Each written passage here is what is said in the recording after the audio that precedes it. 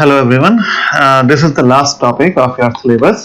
और ये टॉपिक जो है उसका जो सिलेबस में आपके मेंशन है वो सिर्फ ये लिखा हुआ है कॉन्सेप्ट ऑफ रैंडम वेरिएबल। तो बस आज हम इस रैंडम वेरिएबल के बारे में पढ़ेंगे। तो और थोड़ा बहुत हम मैथमेटिकल एक्सपेक्टेशन के बारे में पढ़ेंगे। एक दिन शुरू में आया था मैथमेटिकल एक्सपेक्टेशन, तो मैंने कहा था ये एमएससी का टॉपिक है, लेकिन यहाँ पे भी है आपकी बुक में, लेकिन सिलेबस में आपके मेंशन नहीं, लेकिन फिर भी हम थोड़ा सा इस वक्त पढ़ेंगे। कहता है if you consider then experiment. देखिए रैंडम वेरिएबल क्या होता है, यही तो मेन आपका टॉपिक है। आप एक्सपेरिमेंट एक कंसीडर करिए जिसमें दो कॉइन को टॉस किया जा रहा है, तो हमें यही आउटकम मिलेंगे। दो हेड्स मिल सकते हैं, दो टेल्स आपको मिल सकते हैं, या आपको एक हेड एक टेल और एक टेल और एक हेड मिलेगा। बस यही उस एक्सपेरिमेंट के आउटकम्स जो है वो हो सकते हैं, जो ये लिखे हुए ये चारों। कहते हैं if you give the number two the heads that appear, जितने हेड इसमें अपीयर हो रहे हैं उसको आप एक नंबर दे, तो कितने हो जाएंगे। ये पहले केस में तो दो हेड है, फिर वन है, फिर वन है, और इस केस में हेड है ही नहीं, तो ये आउटकम हो गया 2 1 1 0। तो ये क्या है, ये रियल नंबर्स हैं। Determine the outcome of the experiment. तो अगर आपने इस एक्सपेरिमेंट के आउटकम को आपने हेड्स आने को कुछ नंबर दिए, तो वो 2 1 और 1 और 0 है। बस ये रियल नंबर है और ये आउटकम बताते हैं एक्सपेरिमेंट का। अब the numerical value associated with the outcome of a random experiment is called random variable. बस यही न्यूमेरिकल वैल्यूज जो किसी एक्सपेरिमेंट के आउटकम के साथ एसोसिएटेड होती हैं, बस यही रैंडम वेरिएबल कहलाते हैं। मान लीजिए अगर x आपको रिप्रेजेंट करता है नंबर ऑफ हेड्स को, देन x की वैल्यूज हो गई 2 1 1 0। अगर असल में कैपिटल X की वैल्यूज को हम आगे स्मॉल x से शो करेंगे, हम कहेंगे p capital X is equal to small x, तो वो ये हैं जो वैल्यूज कंटेन करेगा विद स्पेसिफिक प्रोबेबिलिटीज। इसकी कुछ अपनी प्रोबेबिलिटीज होंगी, जैसे 2 आने की x, तो x 2 आने का मतलब 2 हेड आने की, तो 2 सिक्के उछाले, पहले पे हेड आया उसकी प्रोबेबिलिटी हाफ, दूसरे पे हेड आया उसकी प्रोबेबिलिटी हाफ, और ये दोनों आपस में इंडिपेंडेंट केसेस हैं।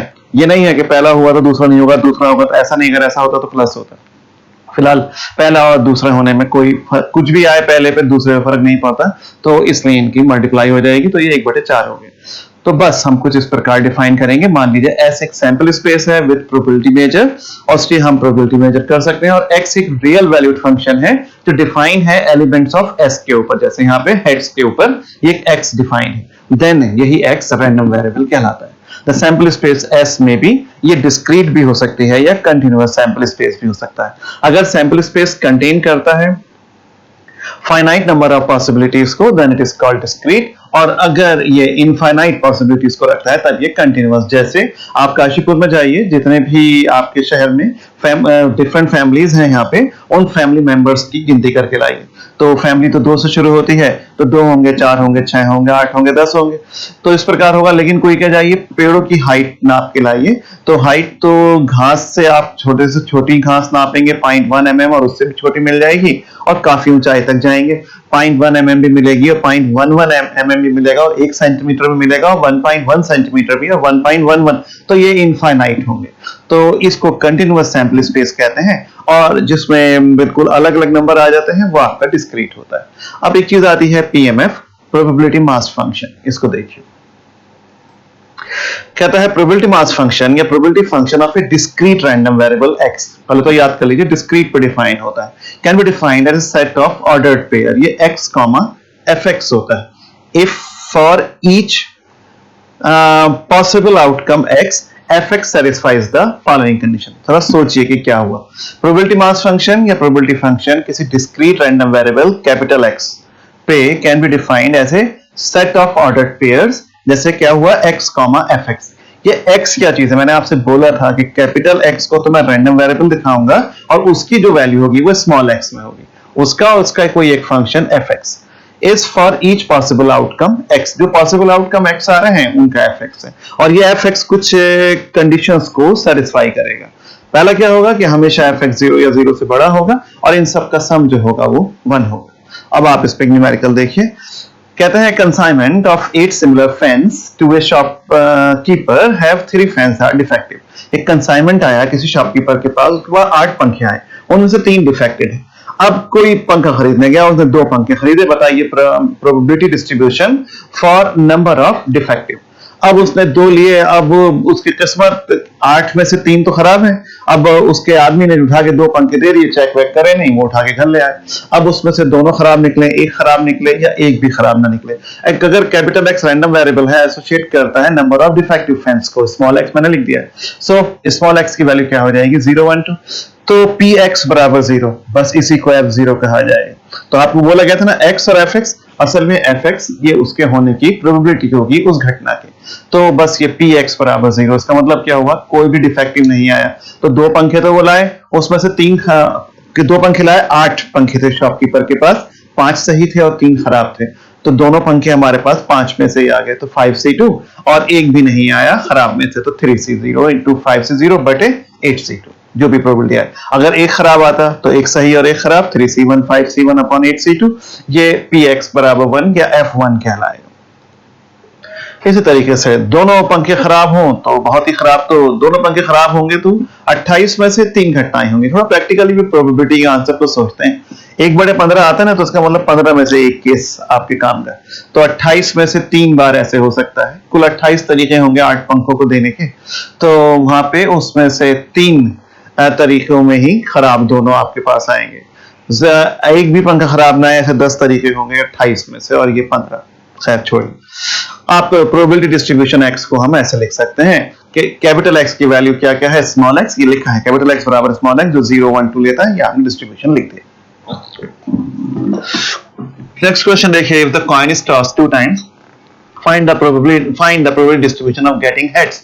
तो कैपिटल एक्स का रैंडम वेरिएबल है, हेड के आने का क्या क्या हो जाएगा, 2 कॉइन को टॉस किया जा रहा है, कहिए एक भी हेड ना आए, एक हेड आए या दोनों हेड आए, यही 3 कंडीशंस बन सकती हैं। तो इनकी प्रोबेबिलिटीज निकाल लीजिए। x बराबर 0, इसी को f0 कहेंगे, और p x बराबर 1, देखिए x बराबर 0 मतलब कोई भी आपका हेड नहीं आया, तो पहली बार उछाला तो भी टेल, दूसरी बार आपने उछाला तो भी टेल, तो हाफ इंटू हाफ 1/4। फिर एक आए आपके पास हेड तो 1/2, और दोनों आपके आए तो 1/2 और 1/2 1/4। ये कोई इतनी मुश्किल कहानी नहीं थी, चुपचाप आप इसमें वो भर दीजिए। x बराबर जो भी वैल्यूज हैं 0 1 2, यहां पे भी लिख सकते थे कैपिटल x बराबर, तो बस वो इसका डिस्ट्रीब्यूशन आ गया, प्रोबेबिलिटी डिस्ट्रीब्यूशन। अब आप आते हैं discrete distribution function. If capital X is any random variable which takes any value, say small x, then if we have a function capital Fx। अब आप एक फंक्शन सोचिए कैपिटल Fx है, वो कैसा है कि p x less than equal to x।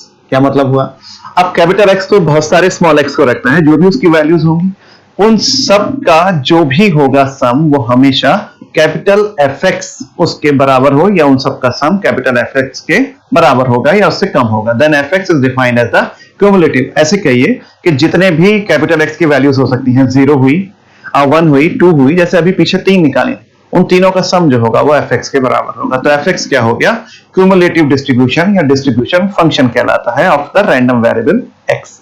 If capital X is a discrete random variable, then capital X Fx की ये following properties होती हैं, या कुछ इस प्रकार होता है। कैपिटल Fx कितना हो जाएगा, P capital X less than equal to X, जो Ft के बराबर होगा, सिग्मा लगा दिया है, सारे जोड़ देंगे, और T का बराबर आ गया, T की वैल्यू हमेशा x के बराबर या x से छोटी होगी। जो भी x की वैल्यूज होंगी जहां से जहां तक, वो सब रख के इसमें डाल देंगे। इस called cumulative distribution of x, जहां पे ft is the value of the probability of x। ft अभी बताया ना, x की कोई भी एक वैल्यू को ft कहते हैं, x की कोई भी वैल्यू t, उसको जो फंक्शन की वैल्यू आएगी वो ft। अब इसकी प्रॉपर्टीज देखिए, ये थोड़ी ज्यादा हो जाती है प्रॉपर्टी, खाली उसमें कि मैं ये कहूं कि आपको कॉन्सेप्ट पढ़ना है, उसमें ये नहीं होना चाहिए था। फिलहाल थोड़ा सा देख लीजिए बस। By using the axiom of probability, Fx has the following properties कि Fx की वैल्यू 0 और 1 के बीच में होगी, मोनोटोनिक इंक्रीजिंग होगा, मतलब अगर b a से बड़ा है तो Fb भी fa से बड़ा होगा। F माइनस इंफिनिटी भी 0 होगा और F प्लस इंफिनिटी भी 0 होगा। फिर चौथा Fb माइनस fa, ये इतने के बराबर होता है।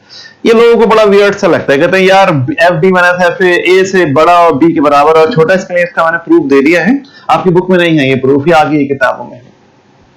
कहता है कोई भी अगर आपके पास एक इवेंट है a और b के बीच में, जिसमें a से बड़ा और b से छोटा है, और x less than equal to है, आर डिसजॉइंट होंगे। अब ये सब कैसे होंगे, जरा आप इसको थोड़ा सा सोचेंगे। Just a minute.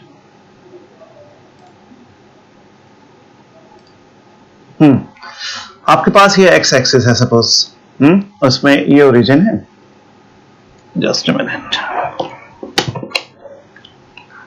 आपके पास ये ओरिजिन है और ये सपोज आपका ए है। अब एक तो वैल्यू है ए से बड़ी और बी से छोटी या बी के बराबर, तो वो यहां से आए, यहां से लेके यहां तक वैल्यूज होंगी बी तक, बी को टच करेगा, ए को टच नहीं करेगा। और एक वैल्यूज हैं जो ए और ए से छोटी है, तो ये यहां से पीछे को जाएगा।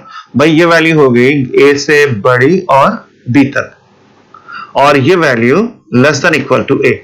इस वाली वैल्यू ने ए को टच नहीं किया क्योंकि ये ग्रेटर है, और ये ग्रेटर और मतलब ये लेस और इक्वल तो है, तो इसने ए को टच किया और ए के पीछे गई, तो ये वैल्यू ए से और इसके पीछे जाती है और ये वाली वैल्यू ए तक नहीं आती है।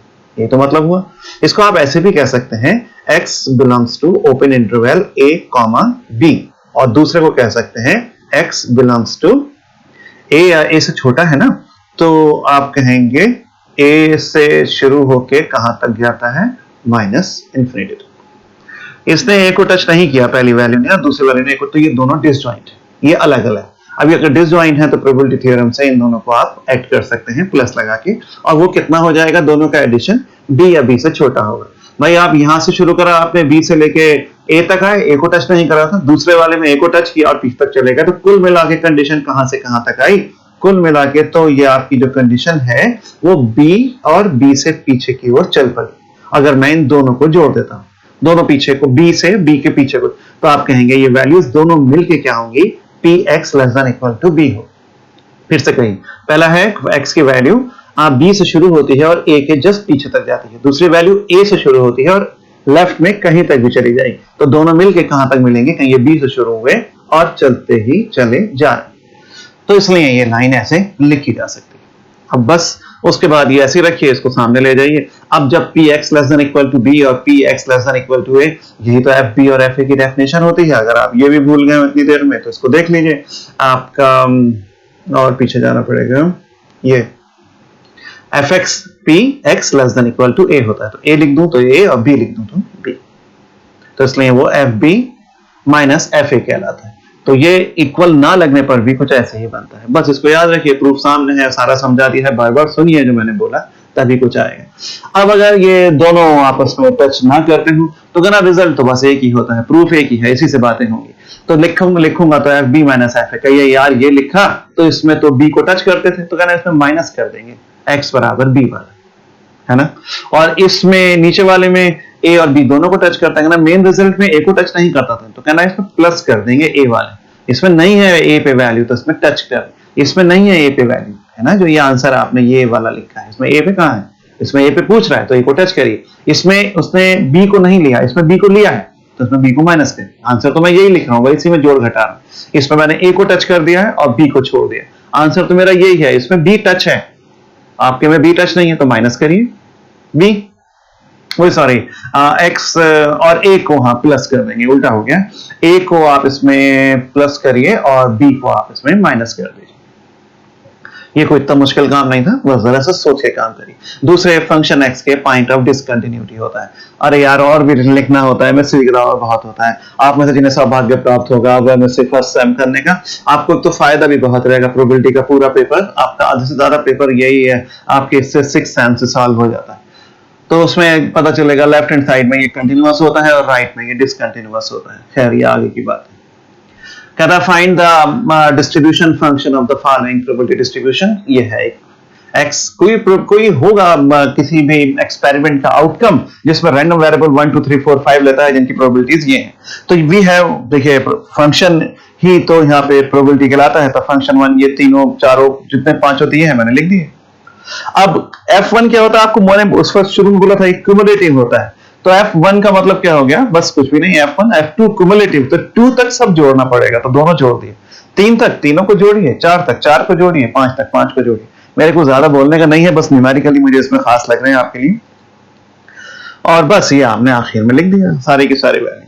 अब इसको आप देखिए कि मैं 1 से पीछे तो कोई फंक्शन की वैल्यू नहीं है तो 0 डाल दीजिए, क्योंकि इसकी वैल्यू 0 से ही स्टार्ट होकर 1 तक जाती है, ये हमने इसकी प्रॉपर्टीज में पढ़ा था, आपको शायद ध्यान है, ये 0 और 1 के बीच में। तो इसलिए तो ये आपका ये 0 से 1 से पीछे 0 आएगा। अब 1 या 1 से आगे ठीक 1 के ऊपर तो वैल्यू 1/12 है, और 2 से पीछे पीछे तक चलिए, क्योंकि 2 पे तो 4/12 है, तो इज इक्वल टू पे तो मैं 4/12 लिखूंगा, और 3 के पीछे पीछे। ऐसे ही 3 पे वैल्यू कितनी है 9/12, और 4 पे है 11/12, तो 4 के पीछे पीछे तक। इसी तरीके से लास्ट वैल्यू 1 आएगी, वो 5 या 5 से आगे रहेगी।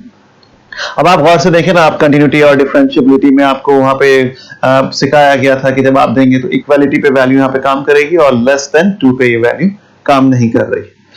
तो यहाँ पे ये कंटिन्यूटी लेफ्ट में होगी और डिसकंटिन्यूटी राइट में है। खैर ये भी आपको पढ़ने का नहीं है, बस आप अगला न्यूमेरिकल देखिए, ये मेरे ख्याल से आपके लिए बहुत ही इंपॉर्टेंट न्यूमेरिकल है।